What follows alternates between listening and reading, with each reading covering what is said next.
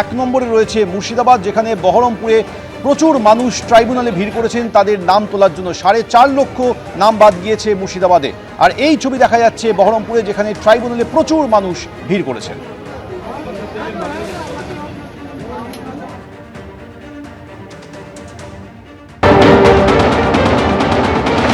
আমার বাবার মায়ের তিনজনারই, আমি বহরমপুরেই জন্মেছি।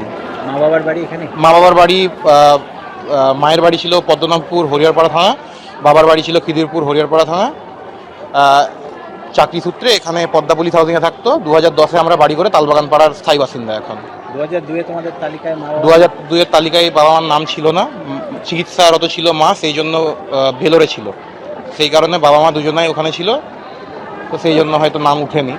একদিকে লক্ষ লক্ষ ভোটারের নাম বাদ গিয়েছে, যা নিয়ে সরব হয়েছেন মমতা বন্দ্যোপাধ্যায়। আর সেই মমতা বন্দ্যোপাধ্যায় দাবি করছেন যে সুপ্রিম কোর্টে লড়াই করে 30 লক্ষ মানুষের নাম আমি তুলতে পেরেছি। আমি সুপ্রিম কোর্ট পর্যন্ত কেস করে 30 লক্ষ লোকের নাম তুলতে পেরেছি। 60 লক্ষ যেটা লজিস্টিক ডিসক্রিপেন্সির, মানে গতকাল রাতে যে সাপ্লিমেন্টারি লিস্ট বেরিয়েছে, বাদ বাকি আরো 27 লক্ষ কত বাকি আছে, 40,000। সেটার জন্য ফর্ম ফিল আপ করে ট্রিব্যুনালে চেষ্টা করতে হবে। আর 58 লক্ষ যেটা আগে বাদ দিয়েছে সেটা তো খোলেইনি। সেখানে অনেক মহিলা আছে যারা বাপের বাড়ি থেকে শ্বশুর বাড়ি গেছে, ঠিকানা চেঞ্জ করেছে, নাম বাদ।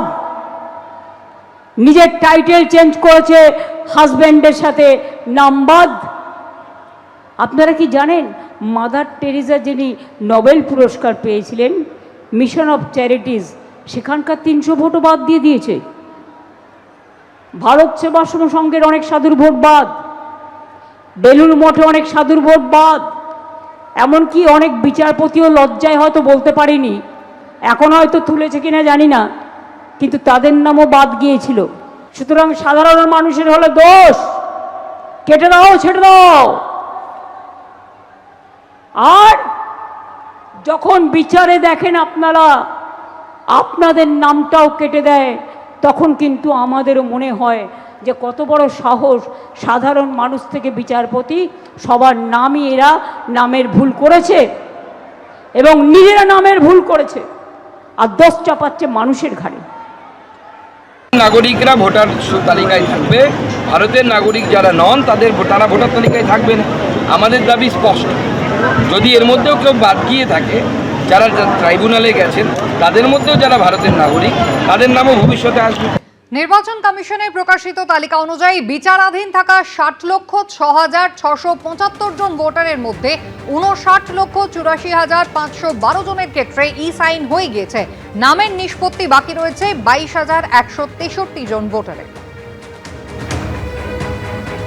এবিপি আনন্দ, এগিয়ে থাকে, এগিয়ে রাখে।